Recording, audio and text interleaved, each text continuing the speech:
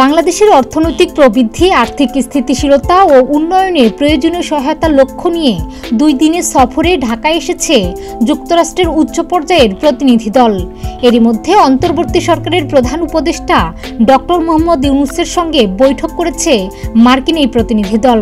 রাষ্ট্রীয় অতিথি ভবন যমুনায় রবিবার বেলা 11টায় এ বৈঠক অনুষ্ঠিত হয়।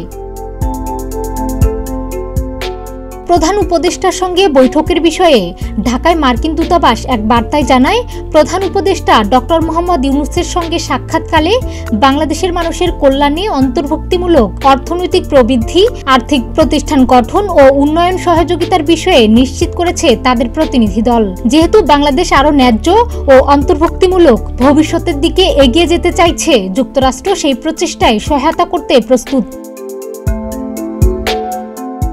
মার্কিন এই প্রতিনিধি দলটি ডক্টর ইউনূস ছাড়াও সকালে পররাষ্ট্র উপদেষ্টা মোহাম্মদ তৌহিদ হোসেন এবং অর্থ ও বাণিজ্য উপদেষ্টা সালেউদ্দিন আহমেদের সঙ্গে সৌজন্য সাক্ষাৎ করেছেন।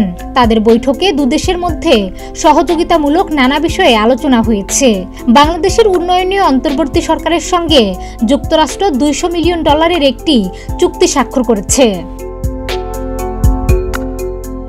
রবিবার সকালে রাষ্ট্রীয় অতিথি ভবন পদ্মায় উন্নয়ন সহযোগিতা চুক্তির আওতায় এই সহায়তা দেওয়া হয় বলে জানান United States agency for international development USAIDর deputy assistant administrator Anjali Kaur. যুক্তরাষ্ট্রের এই প্রতিনিধি জানান, বাংলাদেশের নতুন অন্তর্বর্তী সরকারের সময়ে প্রথমবারের মতো যুক্তরাষ্ট্র প্রতিনিধি দলের অংশ হতে পেরে তার ভালো লেগেছে। সরকারের সঙ্গে একটি চুক্তি স্বাক্ষর করেছেন তারা। এর আওতায় সরকারের অগ্রাধিকার খাতে $200 মিলিয়ন সহায়তা দেওয়া হবে। তারা অন্তর্বর্তী সরকারের সঙ্গে কাজ করতে চান, এখন চুক্তি অনুযায়ী কাজ করবেন। তিনি আরও বলেন, এই চুক্তিটি বাংলাদেশের জনগণের অন্তর্ভুক্তিমূলক সমৃদ্ধির জন্য ভূমিকা রাখবে। এর মানে অর্থনৈতিক স্থিতিশীলতা বৃদ্ধি করা। তারা স্বাস্থ্য শাসন ব্যবস্থার দিকে গুরুত্ব দিচ্ছেন। সামনে একসঙ্গে আরও কাজ করার প্রত্যাশা ব্যক্ত করেন অঞ্জলি Kaur. Focused on an inclusive growth and prosperity for the people of Bangladesh. সংশ্লিষ্টরা জানান, কৃষি ও স্বাস্থ্য সহ অর্থনৈতিক খাতকে গুরুত্ব দেওয়া হবে এই সহযোগিতায়।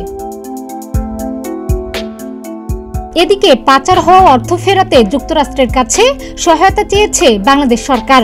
বৈঠকের পর সাংবাদিকদের এ তথ্য জানান অর্থ উপদেষ্টা সালেউদ্দিন আহমেদ।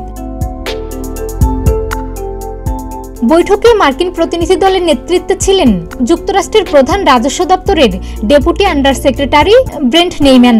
বৈঠকে উপস্থিত ছিলেন যুক্তরাষ্ট্রের দক্ষিণ ও মধ্য এশিয়া বিষয়ক সহকারী পররাষ্ট্রমন্ত্রী ডোনাল্ড লু। দেশে 2 বছর ধরে বৈদেশিক মুদ্রার মজুদ বা রিজার্ভের উপর চাপ আছে, কমেছে রিজার্ভও।